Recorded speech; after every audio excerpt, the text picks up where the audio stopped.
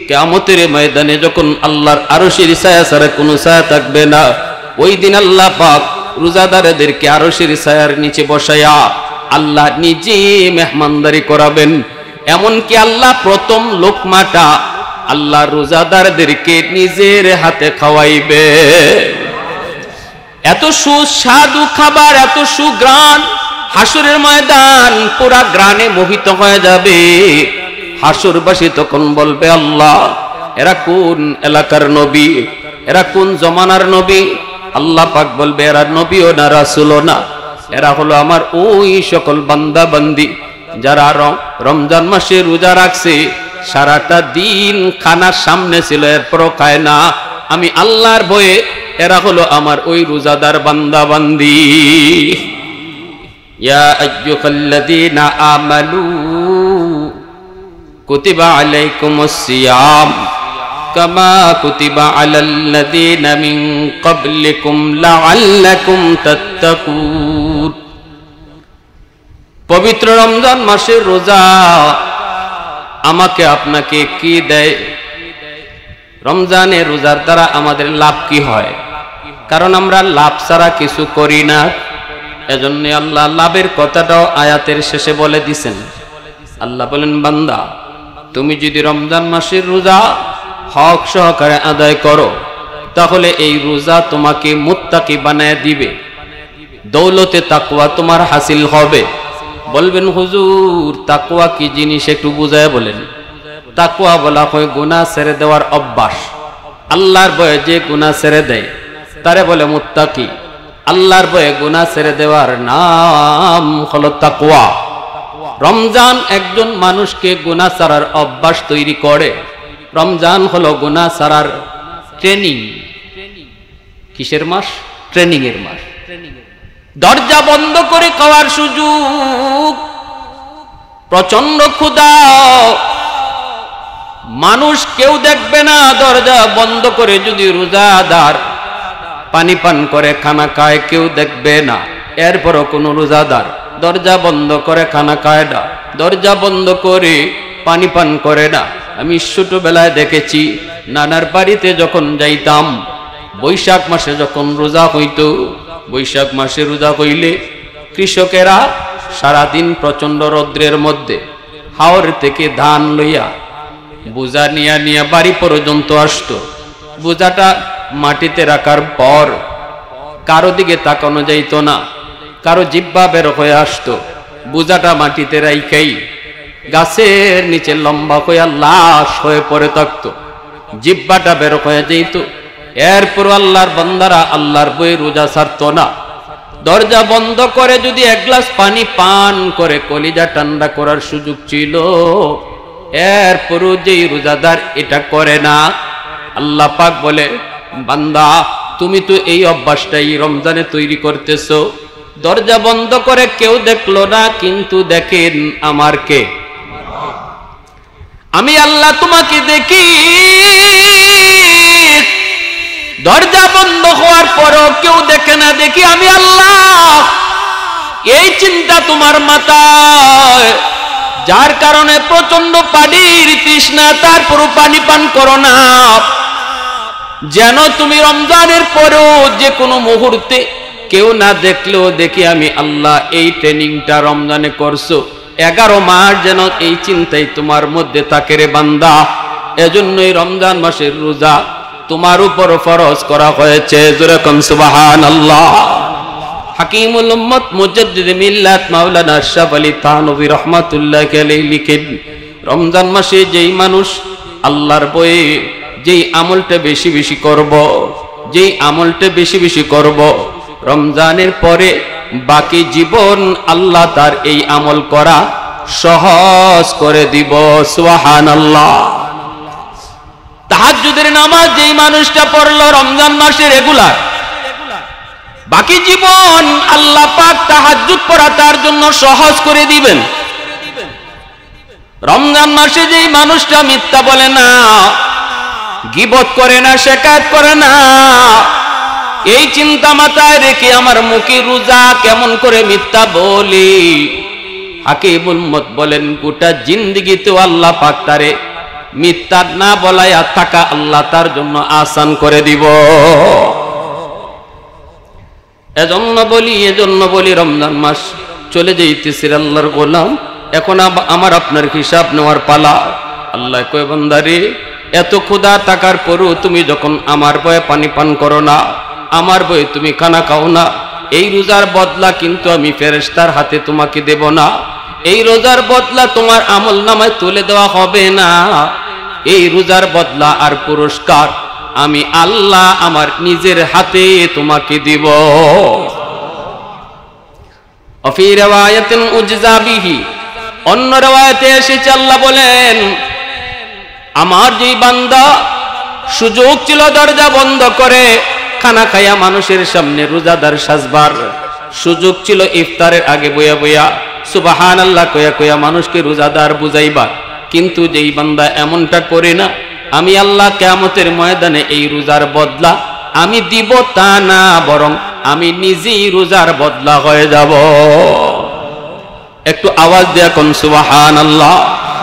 আল্লাহ যদি বদলা নিজেই হয়ে যায়, তাহলে আর আমার আপনার কিছু চাওয়ার প্রয়োজন নাই। জান্নাত আমার হয়ে যাবে, যা কিছু আল্লাহ রাখছে সবই তো আমার হয়ে যাবে, ঠিক কিনা? একটা এক্সাম্পল দিলে বুঝবেন। একজন আশিক মাশুকের জন্য পাগল, মনে করেন লাইলি মজনু। এই যে আল্লাহ বলেছেন রোজাদারের বদলা আমি নিজে, আমি রোজাদারের হয়ে গেলাম, এই কথাটা একটা ইশকের বহিঃপ্রকাশ, এটা এক মহব্বতের নজরানা, এটা এক প্রেম ভালোবাসার নজরানা। একজন আশিক তার মাশুকার জন্য এত পাগল, তাকে পাওয়ার জন্য খানা বন্ধ করে দিছে, পানি পান করা বন্ধ করে দিয়েছে। পরিবারের পক্ষ থেকে চাপ দেওয়া হয়, লাইলিকে তুই ভুলে যা, নইলে তোর উপরে নির্যাতন হবে। সে বলতেছে যতই মারো, যতই তুমি কাটো, আমি খানা যে বন্ধ করেছি আর খানা খাবো না, পানি পান করা বন্ধ করেছি আর আমি পানি পান করব না, যতক্ষণ পর্যন্ত আমি আমার মাশুককে না পাবো, আমি আমার মাহবুবাকে না পাবো। সাথে সাথে মাহবুবা লাইলি এই খবর পেয়ে গেল। লাইলি খবর পেয়ে চিঠি লিখছে, মজনু তুমি যদি আমাকে পাওয়ার জন্য খানা পানি বন্ধ দিয়া অনশন করলা, নিজের জীবনের মায়াটা পর্যন্ত তুমি ছেড়ে দিলা, তাহলে জেনে নাও আজ থেকে আমিও ঘোষণা দিলাম, তুমি যেমন আমার আমিও তোমার। আল্লাহ পাক বলে, বান্দা আমার যেই বান্দা আমি আল্লাহকে পাওয়ার জন্য খানা পানি বন্ধ করে দিল, আমি আল্লাহ জানাই দিলাম, বান্দা তুমি যদি আমাকে পাওয়ার জন্য আমার সিফাত খানা না খাওয়া, আমার সিফাত হলো পানি পান না করা, আমার সিফাত তুমি তোমার মধ্যে নিয়ে গেছো আমি আল্লাহকে রাজি করানোর জন্য, তাহলে তুমি জেনে নাও আমি আল্লাহ জানাই দিলাম আমিও তোমার হয়ে গেছি, আমি আল্লাহ তোমার হয়ে গেছি, আমি আল্লাহ তোমার হয়ে গেছি। এজন্যই কিয়ামতের ময়দানে যখন আল্লাহর আরশের ছায়া ছাড়া কোনো ছায়া থাকবে না, ওই দিন আল্লাহ পাক রোজাদারদেরকে আরশের ছায়ার নিচে বসায়া আল্লাহ নিজে মেহমানদারি করাবেন।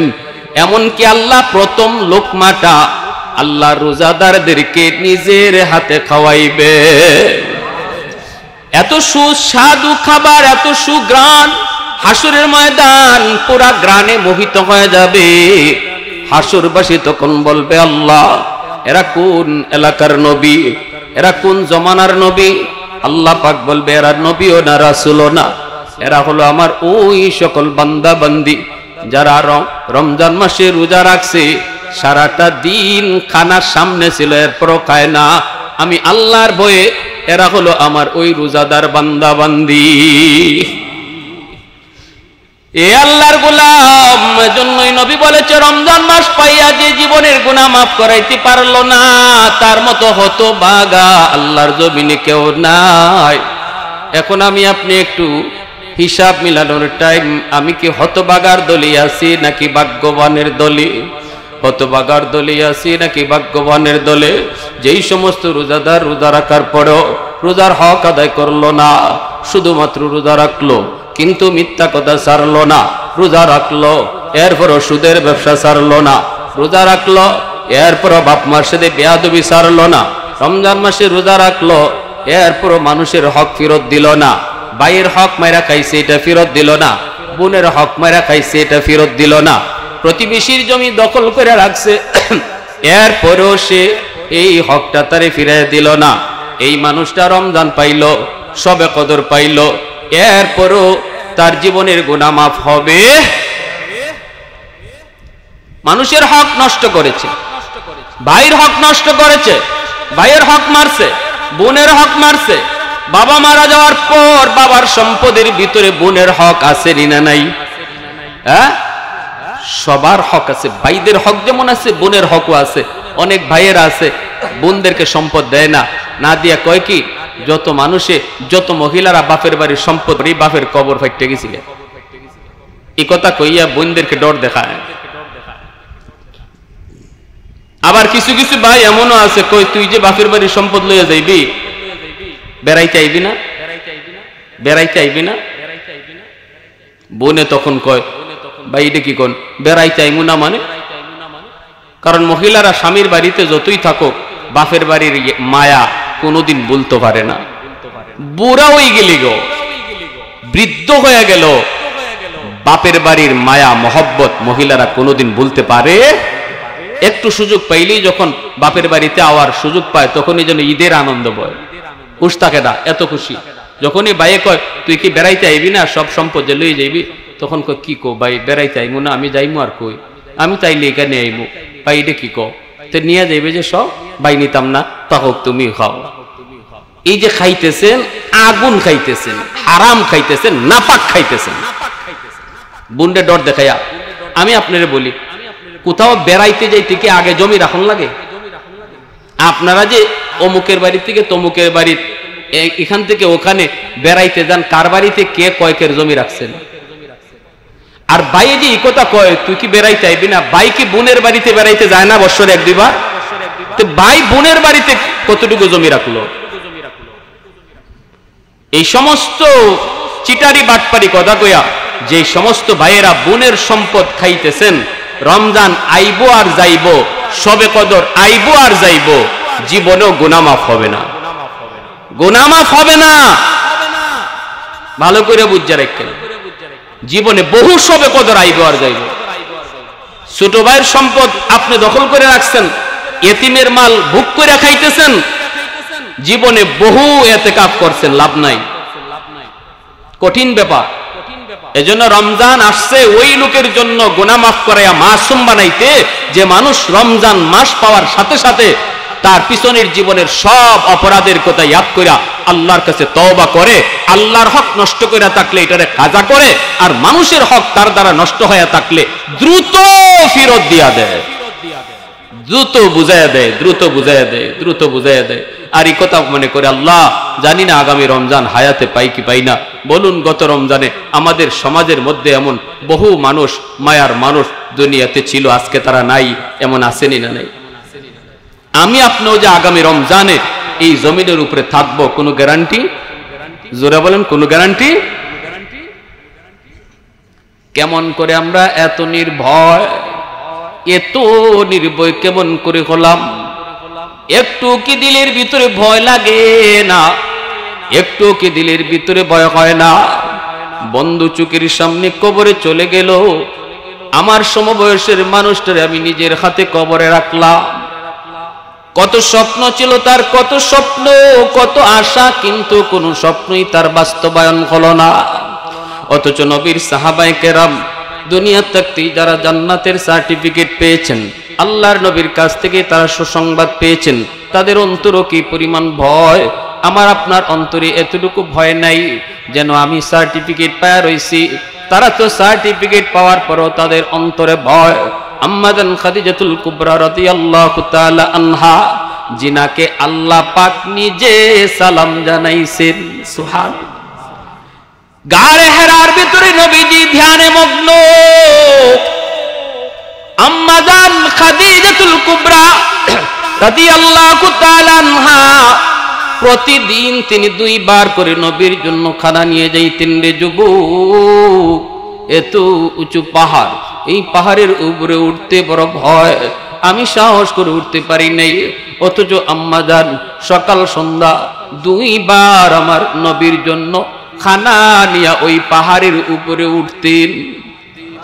একদিন জিব্রাইল আমিন নবীজির পাশে বসা, ওই অবস্থায় নবীজির পাশে জিব্রাইল আমিন বসা।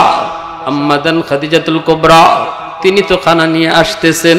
জিব্রাইল বলতেছেন, নবী গো, ওই যে দেখেন আপনার বিবি খাদিজা আসতেছে, খাদিজা খানা নিয়ে আসতেছে। নবী গো, আপনি আপনার বিবি খাদিজাকে আল্লাহর পক্ষ থেকে সালাম পৌঁছায় দিয়েন, কারণ আল্লাহ আপনার বিবি খাদিজাকে সালাম জানাইছে। আর সালামটা পৌঁছানোর সময় আমি জিব্রাইলের সালামটাও আপনি পৌঁছায় দিয়েন। সুবহানাল্লাহ। সেই আম্মাদান খাদিজাতুল কুবরা রাদিয়াল্লাহু তাআলা আনহা ইন্তেকালের আগে কি পরিমাণ ভয়! আমারে আপনারে তো আল্লাহ পাক সালাম জানায় নাই, তারপরও আমার আপনার অন্তরে কোনো ভয় নেই, কবরের ভয় নেই, মৃত্যুর কোনো ভয় নেই। ইন্তেকালের সময় আম্মাজান আমার আপনার নবীকে ডাক দিয়ে পাশে বসে বলতেছেন, নবী গো, মনে হয় আমি আর দুনিয়াতে বেশি দিন থাকবো না, হয়তো আমার বিদায়ের টাইম চলে এসেছে, আমি বিদায় নিতে যাচ্ছি গো নবী, একটু আমার পাশে আপনি বসুন, আমার কিছু কথা আমি আপনাকে বলে যেতে চাই। এই বইলা মায়ার নবীকে পাশে বসায়া নবীজির হাত মুবারকটার মধ্যে নিজের হাত রেখা আম্মাদান কান্দেন আর বলেন, নবী গো, কথা দেন আপনি আমার সাথে 3টা ওয়াদা করবেন, আমার ইন্তেকালের পর এই 3টা কাজ আপনি করবেন, কথা দিন। নবী বলতেছেন, খাদিজা তুমি বলো, কি তুমি বলতে চাও বলো। তখন তিনি বলেন, 1 নম্বর হলো নবী গো, আপনি আমাকে শেষ বিদায়টা আপনি নিজের হাতে দিবেন, আপনি আমার জীবনের শেষ বিদায় আপনি নিজের হাতে দিবেন। এটা হলো আমার 1 নম্বর ওয়াদা, 1 নম্বর কথা। 2 নম্বর হলো নবী গো, আপনি আমার কাফনের কাপড়টা দুনিয়ার বাজারের কোনো দামি কাপড় দিয়ে নয়, বরং আপনার পরনের একটা জুব্বা দিয়া আমার কাফনের কাপড়টা পরায়া দিবেন। আমার কাপড়ের কাপড় দুনিয়ার কোনো বাজারের কাপড়, দামি কোনো কাপড় আমি চাই না গো নবী, আপনার জুব্বা দিয়ে আমার কাফনটা পরায়া দিবেন। আপনার হাতের ছোঁয়া যদি লাগে আমি আল্লাহর কাছে এতটুকুই উসিলা চাইব মাফির জন্য। আমি বলবো, মালিক কিসের প্রশ্ন, কিসের জবাব, আমার দেহে তোমার হাবিবের হাতের ছোঁয়া আছে, আমার পরনে তোমার হাবিবের জুব্বা, কিসের সওয়াল। আমার নবী রহমতের নবীর হাত যেই জায়গায় লাগে ওই জায়গাটাকে জাহান্নামের আগুন স্পর্শ করা হারাম হয়ে যায়, এমনকি দুনিয়ার আগুন পর্যন্ত টাচ করতে পারে না। এজন্যই তো হযরত আনাস রাদিয়াল্লাহু তাআলা আনহু 10 বছর আমার নবীর খাদেম ছিলেন। তিনি বলতেছেন, নবীজি যখনই আমার কাছে হাত মোছার জন্য কিছু চাইতেন আমি আমার একটা রুমাল নবীকে দিতাম, নবীজি এই রুমালটা দিয়ে তিনি হাত মুছতেন। এই রুমালটা, যেই রুমালের মধ্যে আমার নবীর পাক হাত লাগতো, এই রুমালটা যখন অপরিষ্কার হতো, ময়লা হতো, আমি সাবান দিয়া পানি দিয়ে এই রুমালটা ধুইতাম না রে, এই রুমালটাকে আমি আগুনে ফালাইয়া দিতাম। আগুনে ফালাইয়া দেওয়ার পর আমার নবীর হাত লাগার কারণে আগুন রুমালটাকে জ্বালাইতো না, ওই আগুন রুমালের ময়লাগুলিকে খায়া রুমালটা পরিষ্কার আমাকে ফিরাইয়া দিত। আমার নবীর হাত মোবারক যে রুমালে লাগতো, এই রুমাল ধুইতে গেলে, পরিষ্কার করতে গেলে আমি সাবান পানি লাগাইতাম না, আগুন দিয়ে আমি এই রুমালটাকে পরিষ্কার করতাম। এজন্যই আম্মাজান কই, নবী গো, আমি আপনি আমার পরনে দুনিয়ার কোনো কাপড় নয়, আপনার জুব্বা দিয়ে আপনি আমাকে শেষ বিদায় দিবেন। 2 নম্বর হলো নবী গো, আপনি আমার জানাজা দিবেন, আপনি জানাজার নামাজ পড়াবেন, জানাজার নামাজটা কিন্তু আপনি পড়াবেন। যখনই আপনি আমার জানাজার নামাজটা পড়াবেন তখনই আমি জানি আপনার অনেকগুলা স্মৃতি ইয়াদ হবে, আমার জীবনের অনেক অনেক স্মৃতি আপনার চোখে ভাসবে, সে তখনই আপনার দিলটা নরম হয়ে আসবে। আর নরম দিলের কথা আল্লাহ পাক কবুল করে। এজন্যই বাবা মারা যাওয়ার পর সন্তান জানাজার নামাজ পড়ায়, কারণ ইমাম সাহেবের দিল এত নরম হবে না। বাবার জানাজার সামনে যদি সন্তান জানাজা পড়ায়, রে যুবক ছেলেটারে যদি হাফেজ বানাও, আলেম বানাও, এই ছেলে যখন বাবার লাশ সামনে নিয়ে জানাজা পড়ায় অটোমেটিক তার চোখ দিয়ে পানি ঝরবে, দিলটা নরম হয়ে আসবে। আল্লাহ পাক নরম দিলের ডাকটা আল্লাহ তাড়াতাড়ি শুনে। এ আল্লাহর গোলাম আম্মা জান খাদিজাতুল কুবরা রাদিয়াল্লাহু তাআলা আনহা তিনি বলেন, নবী গো এই জায়গায় শেষ না গো নবী, আমার আরেকটা কথা আছে। আরেকটা কথা হলো, যখনই জানাজাও হবে, কবরস্থ হবে, সবাই তো আমাকে রেখে চলে যাবে গো নবী, কিন্তু আপনি যাবেন না, আপনি আমার কবরের পাশে দাঁড়ায় থাকবেন। কারণ আমার ভয় হয় কবর আমার সাথে জানি কেমন আচরণ করে, কবর জানি আমার সাথে কেমন আচরণ করে, আমার ভয় হয় গো নবী, আপনি আমার পাশে দাঁড়ায় থাকবেন। মুনকার নাকির যখন প্রশ্ন করবে, মার রাব্বুকা ওয়া মা দীনুকা ওয়া মান হাদার রাজুল আল্লাযী বুইসা ফীকুম ইউকালু লাহু মুহাম্মদ, এই প্রশ্নের জবাব আমি কেমনে দিব, আমার ভয় হয়। আপনি পাশে দেইকা জবাবটা আপনি দিয়ে দিবেন। জোরে কোন সুবহানাল্লাহ, আর একটু জোরে সুবহানাল্লাহ। কতটা ভয় কোন নারী, যেই মহিলাকে আল্লাহ নিজে সালাম জানাইছি,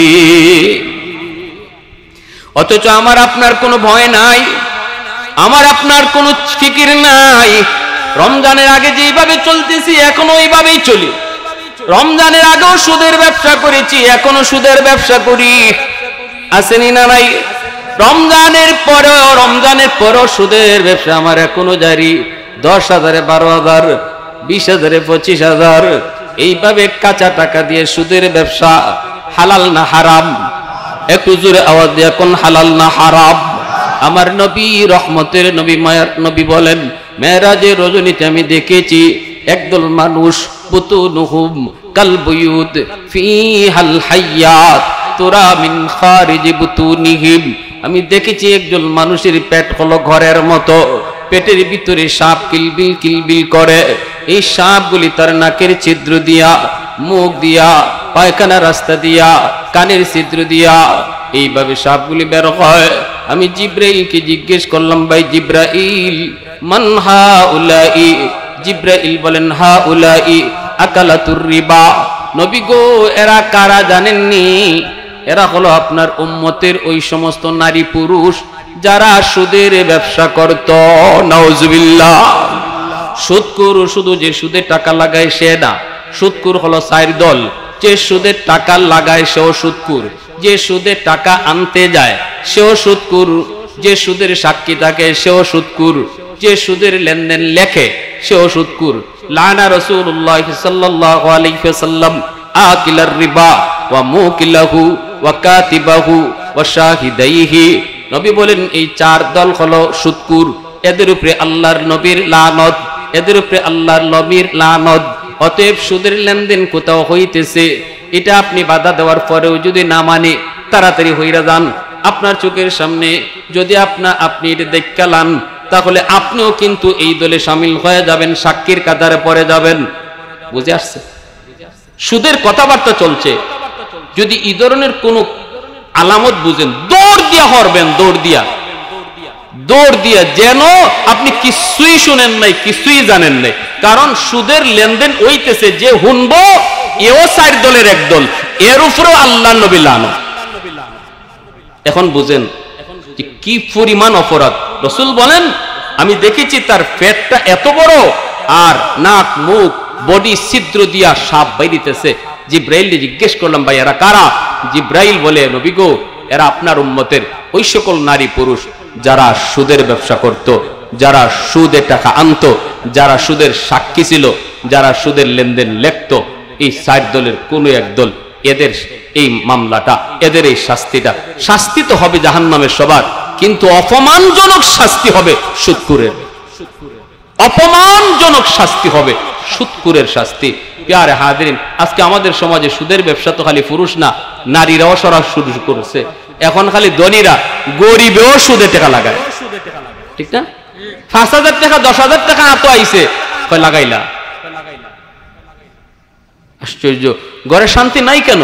স্বামী স্ত্রীর ভিতরে মহব্বত নাই কেন? সন্তান বাপ মারে মানে না কেন? কারণ কি? কারণ আমার ঘরের গজবের দরজা খোলা, রহমতের দরজা বন্ধ। ঘরপুরির সাপ থাকতে খালি পানি ভরা দিতা পুকুরো, আর এই পানি ভরা নিয়ে মানুষের খাম হইতো।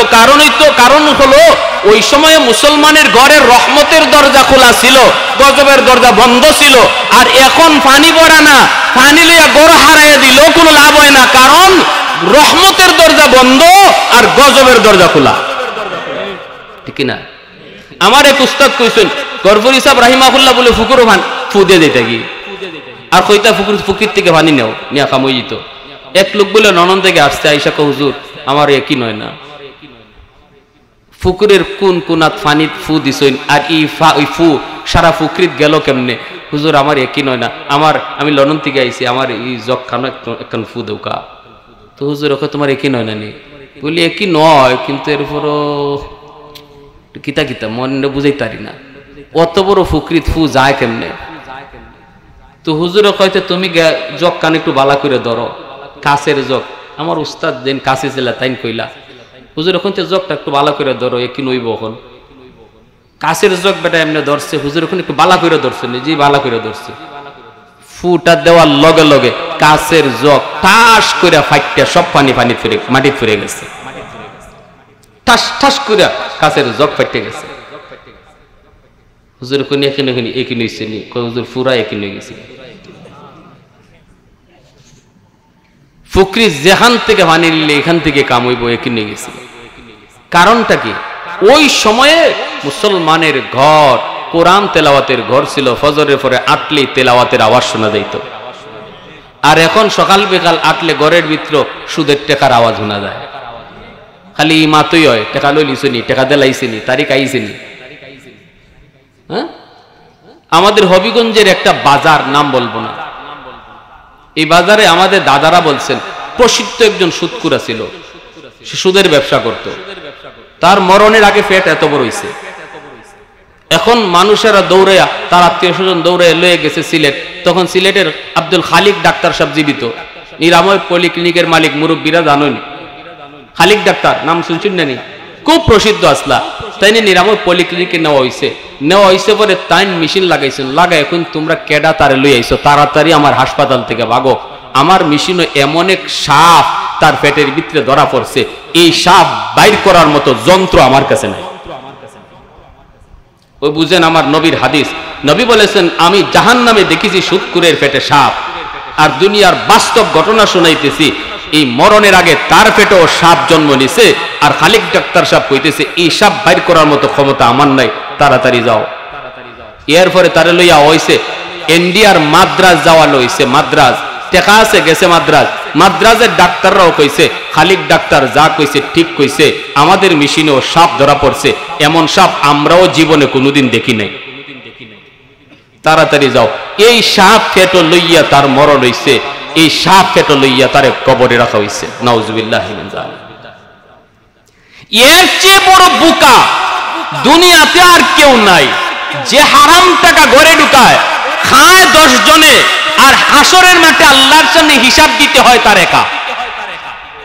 হারাম টাকা দিয়ে ঘর বানাইলো 10টা রুম, একটা রুমে সে একা থাকে, আর 9 রুমে মা থাকে, বাবা থাকে, ভাই থাকে, বোন থাকে, আত্মীয় স্বজন আইলে থাকে। কিন্তু হাসরের মাঠে আল্লাহ পুরা 10টা রুমের হিসাব নিব তার কাছ থেকে একা। 9 রুমে যে অন্য মানুষ থাকছে এরার হিসাব দেওয়া লাগতো না, হিসাব দিব যে হারাম টাকা দিয়ে ঘর বানাইছে তার। এক ফাতিল ভাত রান্দা হইছে, পুরা ফাতিলের ভাত কিন্তু হে একা খায় না, খাইছে 1 প্লেট ভাত, আর 9 প্লেট ভাত খাইছে আরো 9 জনে, কিন্তু হিসাব দিব সে 10 জনের, হিসাব দিব সে একা 10 জনের, খাইলো 9 জনে, কিন্তু হিসাব দিব সে একা। কারণ কি? এতটুকু জানার পরেও যে মানুষটা সুদে ব্যবসা কইরা ঘরে টাকা ঢুকাইতেছ, হারাম টাকা ঘরে ঢুকাইতেছো, তার মতো দুনিয়াতে বোকা আল্লাহর জমিনে আর কেউ নাই। ঠিক কিনা জোরে বলেন, আরো জোরে বলেন ঠিক কিনা। আমার ভাইরা বন্ধুরা জন্য বলতেছিলাম, আম্মা জান ডাক দিয়া বলে, স্বামী গো, ও স্বামী, আমার ইন্তেকালের পর আমার কবরের পাশে আপনি দাঁড়ায় থাকবেন। জানি না মুনকার নাকির যখন প্রশ্ন করবে আমি জবাব দিতে পারবো কিনা। ওগো স্বামী, আমার ভয় হয়, ভয় হয়, আপনি আমার পক্ষ থেকে জবাবটা দিয়ে দিয়েন। জোরে কোন সুবহানাল্লাহ। আল্লাহর নবীকে কথাগুলা যখন তিনি বললেন, নবীজির চোখ থেকে পানি পড়ে আল্লাহর নবী হাতে হাত রেখে কান্দেন। নবী বলতেছেন, খাদিজা, ও খাদিজা, কেমন শুনাইতেছো, কি বলতেছো? আমি নবীরে, তুমি কোন সাগরে বাসে যাও? মাত্র 3 দিন হলো আমার চাচা আবু তালিব দুনিয়া থেকে বিদায় নিয়েছেন গো, আর তুমিও যদি এখন বিদায় নেও, আমি কার কাছে গিয়া সান্ত্বনা পাবো? আল্লাহ নবী, রহমতের নবী, এই নবুয়তের 10ম বৎসর, নবীজির বড় পেরেশানির বৎসর। এজন্যই এই বৎসরটাকে আমুল হুজুন বলা হয়। এই বছরে নবীর চাচা আবু তালিব মারা যান। নবীজির প্রিয়তমা স্ত্রী আম্মা জান খাদিজাতুল কুবরা ইন্তেকাল করেন। এই বৎসরই নবীজি তায়েফের ময়দানে তিনি নির্যাতিত হন। এই বৎসরটা হলো আমার নবীর বড় কষ্টের বৎসর। নবীজি বলতেছেন, খাদিজা, সারা জীবন আমাকে আগলে রাখছো, আমাকে তুমি ছায়া দিয়ে দিয়ে রাখছো। আমার চাচাও এখন নাই, তুমি এখন বিদায় দিতেছো গো খাদিজা, আমারে কার কাছে রেখে যাইতেছো? আম্মা জান তখন চোখের পানি মুছেন আর বলেন, স্বামী গো, আপনার জন্য আমার আল্লাহই যথেষ্ট। আর ওই মুহূর্তে নবীজির কলিজার টুকরা মেয়ে খাতুনে জান্নাত ফাতেমা রাদিয়াল্লাহু তাআলা আনহা, তিনি ঈশা মার গলা জড়ায় ধরে বলতেছেন, মা গো, ও মা, মা তুমি বুঝি বিদায় নিতেছো? তখন আম্মা জান খাদিজা কই, মারে, ও মা ফাতেমা, আমিও বিদায় নিতেছি। আজকে থেকে তোমার বাবার দেখশন তুমি ফাতেমায় নিবা। এ ভাইরা বন্ধুরা, আল্লাহ নবী, রহমতের নবী, আম্মা জানেন খাদিজাতুল কুবরার ইন্তিকালের পর কবরের পাশে নবী দাঁড়ায় রইছেন। সাহাবায়ে কেরাম সবাই একে একে চলে যাইতেছেন। ওই অবস্থায় হযরত ওমর ফারুক রাদিয়াল্লাহু তাআলা আনহু কই, নবী গো, আপনি যাবেন না? আবু বকর বলতেছে, নবী গো, আপনি যাবেন না? নবী চোখের পানি মুছেন আর বলেন, আবু বকর, ওমর, তোমরা যাও, আমার খাদিজার সাথে আমার কিছু ওয়াদা আছে, এই ওয়াদাগুলো পূরণ না করে আমি যেতে পারি না। আমি কথা দিয়েছি, যাও, তোমরা যাও। চলে গেলেন সবাই। নবীজি কবরের পাশে দাঁড়ায় রইছেন। এ ভাইরা, জিব্রাইল আমিন আয়েশা হাজির। জিব্রাইল বলতেছে, নবী গো, আপনি দাঁড়ায় রইছেন কেন? আপনি যান না কেন গো নবী? আপনি যান না কেন? নবী চোখের পানি মুছের বলতেছে, জিব্রাইল, ও জিব্রাইল, জিব্রাইল, একটু কও, আমি এখন কার কাছে গিয়া সান্ত্বনা পাবো রে? আমার খাদিজা তো তার সমস্ত সম্পদ আল্লাহ রাস্তায় দান করে দিছে, আমাকে সব সময় ছায়া দেয়া রাখছে, আমি এখন কার কাছে গিয়া সান্ত্বনা পাবো? জিব্রাইল, আমার খাদিজার সাথে আমার কথা দেওয়া, আমি তার কবরের পাশে দাঁড়ায়া মুনকার নাকিরের প্রশ্নের জবাব আমি দেব, খাদিজার যেন দিতে না হয়। তখনই জিব্রাইল কই, নবী গো, ওগো নবীজি, আপনি এই জায়গায় দাঁড়ায় থাকলে কোন ফেরেশতা সাহস করে কবরে ঢুকতে আয় না। ইয়া রাসূলুল্লাহ, আপনি যদি এই জায়গায় দাঁড়ায় থাকেন, মুনকার নাকির সাহস করে কবরে ঢুকবে না, কেউ আসে না গো নবী, আপনি সরে যান। আর আপনি কোনো টেনশন করবেন না, আপনার খাদিজার প্রশ্নের জবাব আল্লাহ নিজে দিয়া দিবে। জোরে কন্যা সুবহানাল্লাহ, আর একটু জোরে সুবহানাল্লাহ। উলফত মে তেরি ওয়াইসি নে দান দান কো তোরা, বু বকর উমর নকশ কদম তেরা না ছোরা।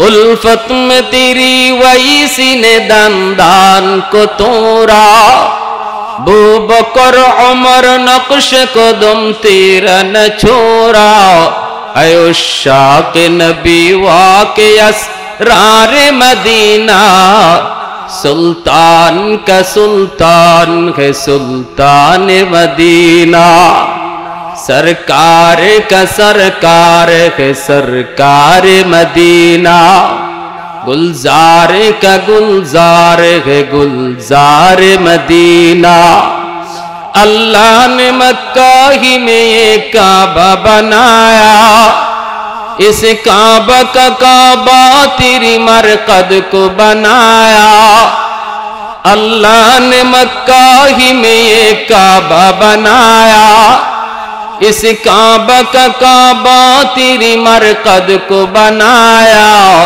ऐसा लम्हा जी चले जा राह मदीना सुल्तान का सुल्तान है सुल्तान मदीना सरकार का सरकार है सरकार मदीना गुलजार का गुलजार है गुलजार मदीना একটু জোরে সুরে বলি আল্লাহু আকবার আর একটু জোরে আল্লাহু আকবার এতটা ভয় এমন একজন নারী যেই নারীকে আল্লাহ নিজে সালাম জানাইছে ইনি যিনি এতটা ভয় করে আমার আপনার কতটা ভয় করা উচিত ঠিক কিনা জোরে বলেন রমজান তো চলে গেল রে যুবক একটু চিন্তা করে দেখো না কি কামাইছো কতটুকু কামাইছো দেখো না এই রমজান যে কয়টা রোজা তুমি আমি রাখলাম এর দ্বারা আল্লাহ খুশি না খুশি না যদি বুঝো না কমতি হয়ে গেছে আমার দ্বারা বড় ত্রুটি হয়ে গেছে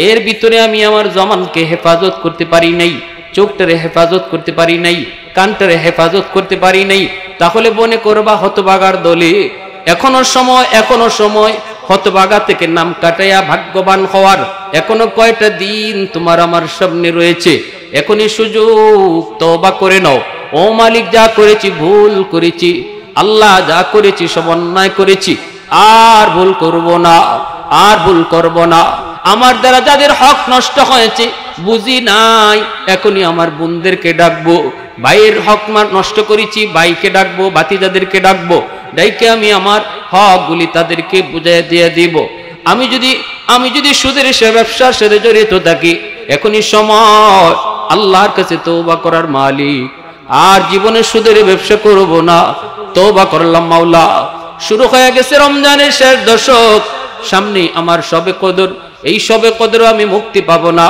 আল্লাহ যদি তওবা না হয় আল্লাহ কাটি দিলে তওবা করলাম এই গুনাহগুলোর সাথে আমি আর জড়িত থাকবো না এমন তওবা করার নিয়ত কার কার আছে একটু হাত তুলে আল্লাহকে দেখা আল্লাহ তুমি কবুল করো জোরে বলেন আমিন আর একটু জোরে বলেন আমিন ভাইরা বন্ধুরা হাজার মাসের চেয়েও দামি রাত শবে কদর আল্লাহু আকবার জোরে বলেন হ্যাঁ ইন্না আনজালনাহু ফি লাইলাতিল কদর ওয়া মা আদরাকা মা লাইলাতুল কদর লাইলাতুল কদরি খায়রুম মিন আলফি শাহর আল্লাহ পাক বলেন জানোনি নবী গো তোমার উম্মত হায়াত পাইবে গড় হায়াত 60 বছর 70 বছর তারপর আমি আল্লাহ হাজার মাস ইবাদতের চেয়েও বেশি সওয়াব তার আমলনামায় দিব যদি সে শবে কদরের রাতে আমি আল্লাহরে খুশি করতে পারে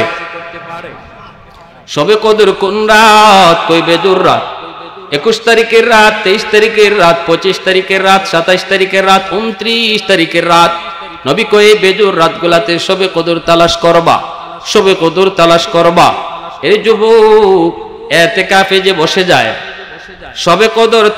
শবে কদর সে কখনো ছাড়ে না বরং শবে কদরকে সে তালাশ করতে হয় না ইতিকাফে যে মসজিদে চলে আয় শবে কদর তারে তালাশ করে বের করে সুবহানাল্লাহ জোরে বলেন আমরা যারা মসজিদের বাইরে আছি আমরা শবে কদর তালাশ করি কিন্তু যে মসজিদের ভিতরে ইতিকাফে আছে তারে শবে কদরে তালাশ করে সুবহানাল্লাহ এজন্য ইতিকাফকারী সে যেন আল্লাহর কুদরতি পা জড়ায় ধরে পড়ছে আল্লাহ তুমি আমারে মাফ করো আমি তোমার ঘরে চলে এসেছি একজন যত বড় অপরাধী হোক একজন অপরাধী যখন কারো পা জড়ায় ধরে ওই মানুষটা যত শক্ত দিলের হোক পা জড়ায় ধরলে পরে তার দিল নরম হয়ে যায়, ঠিক না?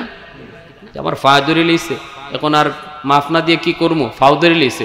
যেন মসজিদে ঢুইকে আমার কুদরতি পা জড়ায় ধরছে, আল্লাহ তুমি মাফ করলে করো, না করলে তোমার পা ছাড়তাম না।